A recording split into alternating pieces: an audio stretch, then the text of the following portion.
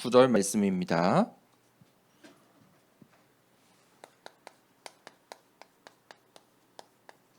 마태복음 4장 9절 말씀을 우리 함께 읽도록 하겠습니다. 9절 말씀 함께 있습니다. 마태복음 4장 19절입니다. 19절. 마태복음 4장 19절 함께 있습니다. 말씀하시되 나를 따라오라 내가 너희를 사람을 낚는 어부가 되게 하리라 하시니. 아멘. 어부는 원래 뭘 낚아야 됩니까? 물고기를 낚아야 돼요. 그런데 예수님께서 어부였던 베드로와 그의 형제들에게 사람을 낚는 어부가 되게 하겠다. 무슨 말입니까? 이 인생이 바뀌는 겁니다. 평생 물에서 물고기를 낚아야 되는 인생인데 사람을 낚는 어부가 되겠다. 완전 인생이 바뀌었습니다. 예수님을 만나면 우리의 인생이 그렇게 바뀝니다. 자, 우리가 반드시 알아야 됩니다.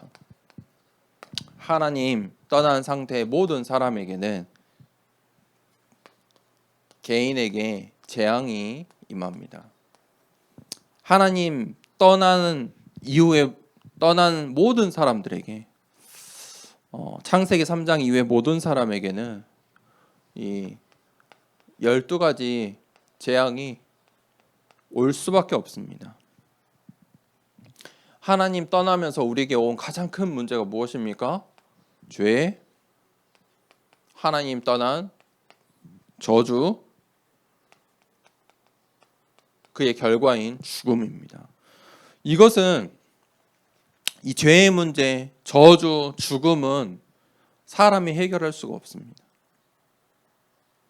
하나님과의 관계에서 죄와 저주, 죽음이 임했기 때문에 우리가 해결할 수 없어요.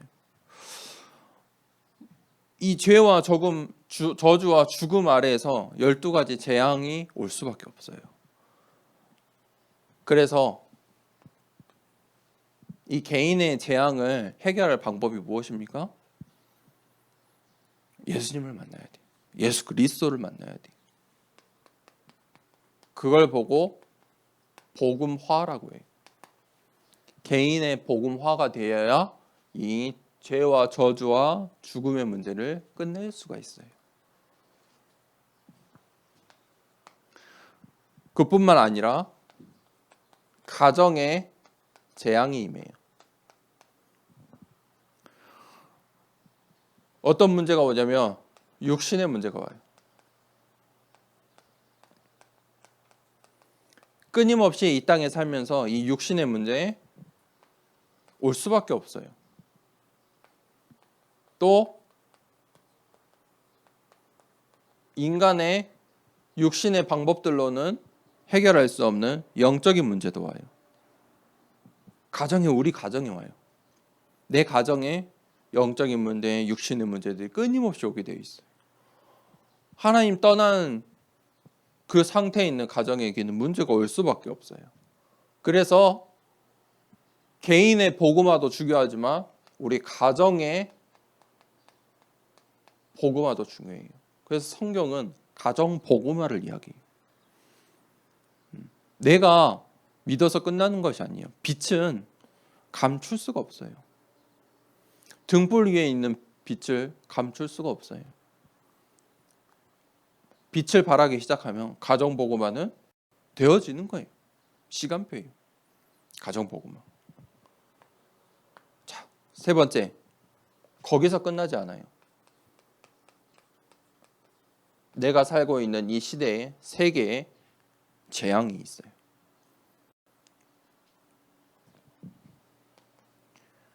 237 나라의 강대국들이 이 재앙 가운데 있어요. 또 5천 종족의 수많은 민족들이 우상 숭배 가운데 있어요. 복음을 한 번도 들어보지 못한 나라들이 있어요. 그걸 보고 그 현장에 복음이 선포돼야 돼요. 그걸 보고 세계 복음화라고 하는 거예요. 자, 이것이 캠프고 이것이 하나님이 가장 원하시는 일이에요. 하나님 원하시는 게 무엇이에요? 복음화 되는 거예요. 개인과 가정과 전 세계 2, 3, 5천 종족에 복음화 되는 것이 하나님의 뜻이고 하나님 나라의 일들이다. 이 속에 하나님 나라의 일들이 있어요. 이 속에 우리 렘넌트들의 인생에 받을 축복들이 있어요. 이 안에 우리 중직자들의 빛의 경제가 있어요. 자, 잘 보셔야 돼요. 자, 그러면 오늘 본론 말씀에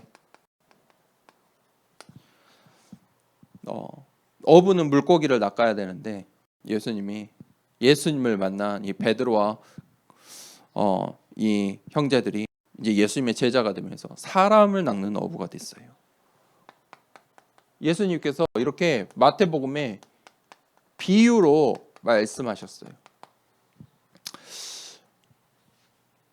마태복음 13장 13절에도 예수님께서 비유로 말씀하는 내가 비유로 말하는 이유가 있다. 왜냐하면 사람들이 보고 있는데 보지 못해요. 그리고 들어도 듣지 못한다. 복음을 전하는데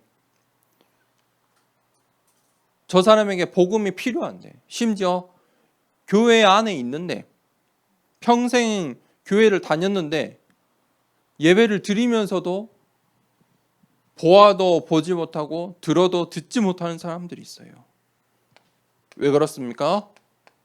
눈과 귀가 어두운 자들이 다른 걸로 각인이 되어 있어요. 우리의 눈과 귀가 다른 걸로 각인되어 있어요. 예배 드리면서도 이 말씀을 듣지도 못하고 보지도 못한다니까요.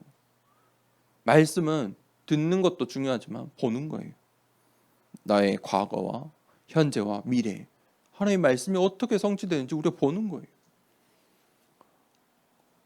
그래서 하나님의 말씀으로 그 각인을 바꿔야 돼요. 그래서 비유로 말씀하신 거예요. 그래서 우리에게 이 하나님의 말씀 이전에 먼저 각인된 것을 바꿔야 돼요.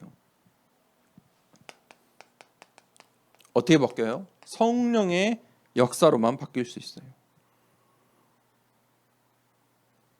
성령은 하나님 나라의 일을 해요. 또 그것을 방해하는 악령이 있어요. 악한 영이 있어요. 이 악령은 사단의 나라의 일들을 해요. 자, 무엇으로 각인되었느냐? 중요해요. 여기서 두 가지 망대가 나오는 거예요.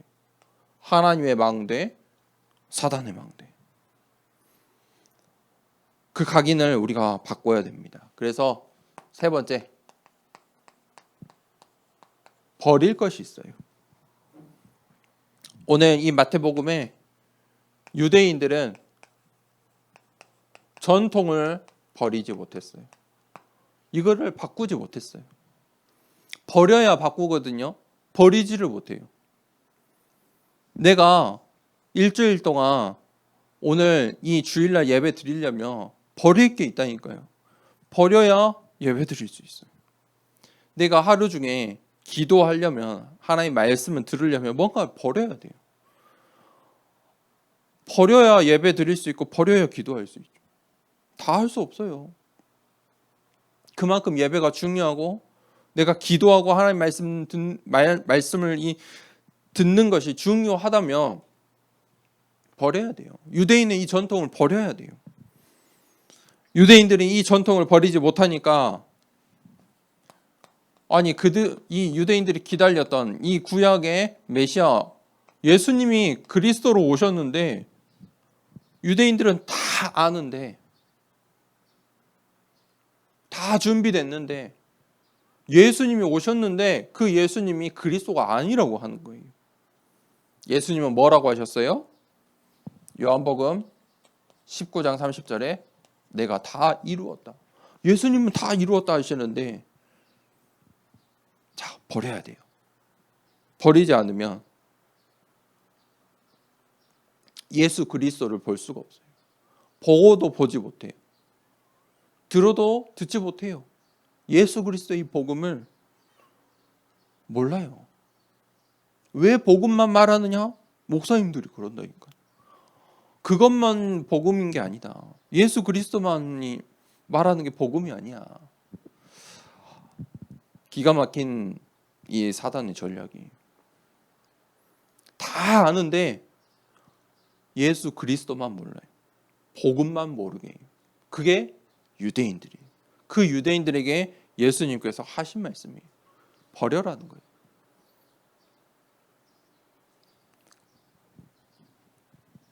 결론입니다. 그래서 우리가 반대로 우리는 24 누림 가운데 있어야 돼요. 뭘 누려요? 오직 복음이에요. 복음만 알면 돼요.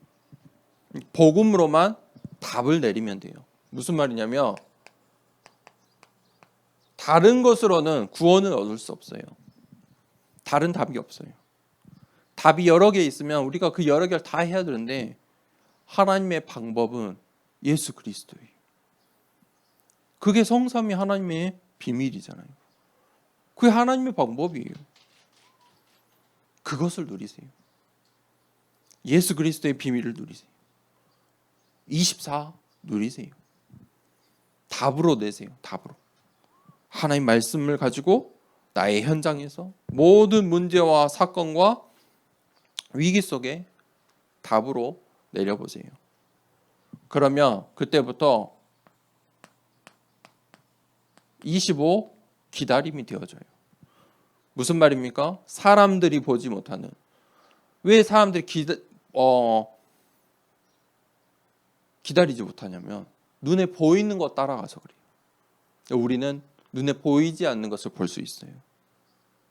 그게 예배 시간이에요. 예배 시간에 다른 사람들은 듣지 못하는 것을 우리는 듣고 있는 거예요. 하나님의 말씀. 성령의 인도.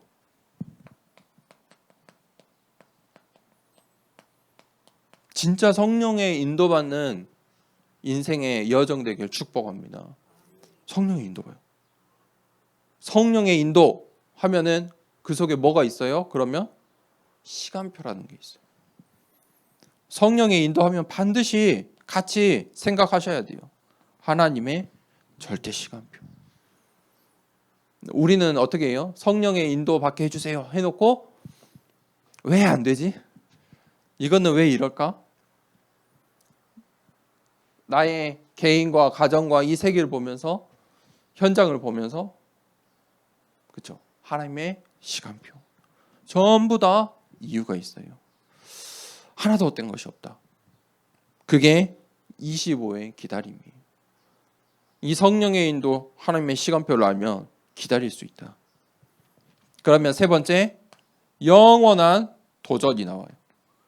그러면 그 시간표가 되면 그날 그때가 되면 우리는 도전해요.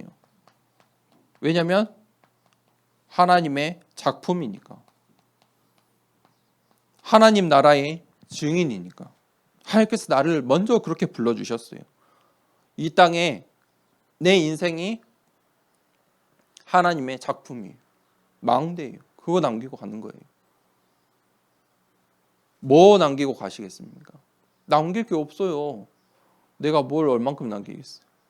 그런데 우리는 하나님의 작품이에요. 증인이에요. 그거 남기면 영원한 거예요. 뭐 얼마 남겼다고 그게 영원하겠습니까? 내 자녀는 기억할 줄 몰라도 내 손주는 몰라요. 진짜 짧은 거예요. 그런데 내 이름이 중직자로서 영원한 도전, 영원히 남을 게 뭐예요? 교회예요. 성령이 하시는 일. 우리가 초대교회 말씀을 보고 있는데 성령의 사역이 시작되면서 뭐가 세워졌어요? 교회가 세워졌어요. 영원한 것은 교회밖에 없어요. 뭐 하는 교회? 오직 복음 운동하는 교회. 오직 렘넌트 운동하는 교회. 자, 그 일에 이 하나님 나라의 일에 쓰임받는 우리 더사랑교회와 모든 중직자 렘넌트 되길 축복합니다. 이 시간에 393 기도 함께 기도하도록 하겠습니다. 성삼위 하나님이 나의 주인 되심을 고백합니다. 성부, 성자, 성령의 하나님, 지금 이 시간 영력, 지력, 체력, 경제력, 인력으로 내 안에 충만하게 하옵소서. 기도하는 이 시간 내게 9가지 보좌의 축복이 세팅되게 하옵소서. 보좌의 축복과 시공간 초월하는 하나님의 역사가 내게 임하게 하옵소서. 237 나라 살릴 빛의 증거가 나에게 충만하게 하옵소서. 내 안에 심어놓으신 하나님의 형상과 생명이 회복되고 에덴의 축복이 회복되게 하옵소서. 나에게 전무후무한 응답을 주시고 나의 모든 현장에 말씀이 성취되도록 인도하옵소서. 나에게 맡기신 교회와 학교 현장과 미래 살릴 전무후무한 응답을 주옵소서. 예수 그리스도 이름으로 기도합니다. 아멘.